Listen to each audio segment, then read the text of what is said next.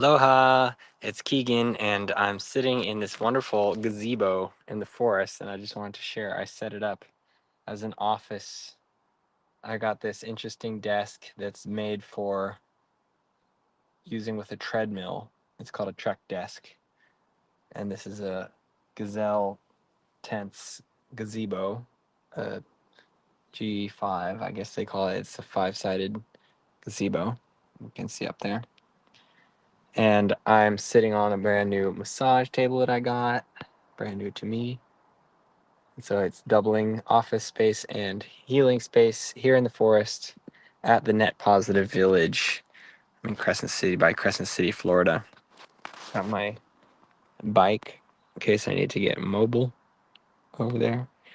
And a little camp setup here. There's supposed to be a storm coming this evening. So well, let's see how it holds up. It'll be the first one for this tent office encampment experience. So hopefully it holds up pretty well. I just added some guy lines, and uh, hopefully we weather nicely and it stays nice and cozy in here. I'm really excited to be staying in the forest and working towards making the best possible world. That's the mission of the NetPositive Village initiative, which is part of the Utopia movement. And I'll be happy to chat about what that is, let you know more about it. Basically, it's the polar opposite of dystopia. There's a movement to create dystopia, and we are doing the opposite, right? Realizing our autonomy, standing in resolve, and to express our authority as the men and women of the earth, the children of Mama Gaia, to live in our connection with the land and with one another, to have communities where we are supported to shine and give our best and to reach our full expression. So that's what I'm here doing here in northeastern Florida, and uh, it's a beautiful journey, as you can see. You get to enjoy this wonderful Spanish oak forest, and there was fishing happening today over at the lake. There's a nearby lake, and there's children running around. I guess they're feeling the approach of the storm now at the moment. And I'm excited to be sharing updates, and so I'll let you know how we go through the storm. And I want to share also, there's an opportunity for you to interface with this movement towards autonomy, towards self-sovereignty, towards being all that we are, standing in our power and our authority. And I welcome you to be a part of that. I left a link just here in the description of this video that is to a 7-day self-sovereignty challenge. I'm inviting you into a space of contemplation, of reflection, of activation, to embrace your self-sovereign self, to stand as the captain of your own life, and to weather any storms, come what may, that you remain the one who holds the decision power for your own course and trajectory. So I'm wishing that for you and welcoming you to participate with this challenge.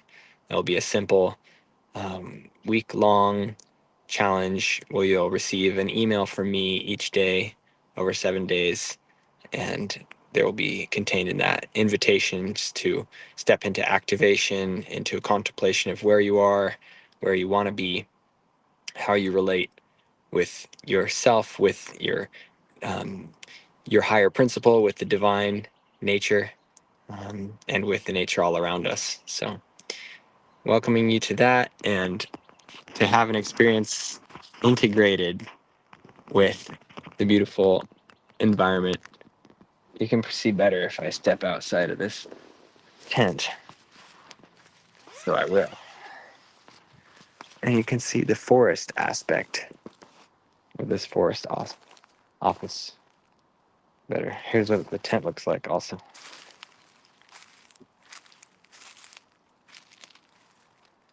Good times. Wish me luck in my dwellings in the forest and endeavors to build the best possible world here at the NetPositive Village. Lots of love and blessings. Hope to see you at the challenge. We have a Facebook group that's connected with it. Also, I have the Telegram channel, Law of the Earth, if you would like to hear more or read more regular updates from my adventures here. So that is, the name of it is it's Law of the Earth with Keegan on Telegram. So reach out to me, leave a comment if you'd like an invitation, and lots of love. Oh, by the way, I'm going to speak about the solar eclipse. I mean, we're coming up on the Lunar New Year, right? Or it's a lunar solar New Year. That's, or Chinese New Year, as most people know it. And so I'm doing a cleanse to get ready for this. It's also an eclipse, not a solar eclipse. I believe it'll be a lunar eclipse. And so that's a powerful event always. And I'm doing a juice cleanse in preparation for that. It happens to also be Mahashivaratri. And so that's a night of Lord Shiva, the ultimate archetype of focus and meditative presence. He also does the dance of creation and destruction.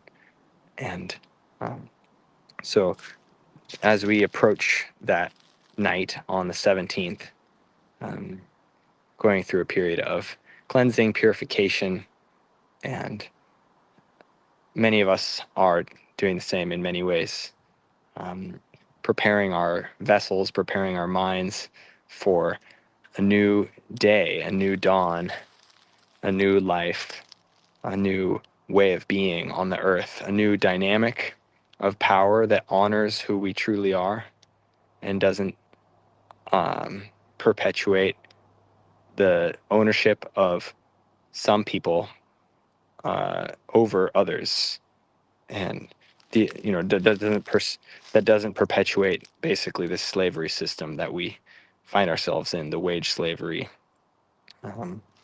and the mental slavery, the confusion which we find ourselves in, which keeps us distracted from the truth of who we are, which is nature. We are nature. We're not citizens, persons, residents, taxpayers, or any of these roles, mothers, fathers. Those are temporary things that we can engage with. It's not who we truly are. Who we truly are is nature. And we are here to embody the divine. We're here to give form to the great spirit. We are the spirit involving its consciousness into the material realm. So this is the journey of deeper embodiment, and I'm excited to be sharing. Next weekend, I'll have an announcement coming out soon about this, but just as a preview, next weekend I'm planning to host an event to share about how we can focus and make progress in our journey of embodiment and move past the dysfunctional programming of distraction that keeps us from fully embodying all the like I said, all this confusion, this concept that we have to leave the body in order to be liberated in some way. There's a lot of distraction in the mental realm, and people have this idea that we're going to ascend and leave our physical bodies behind,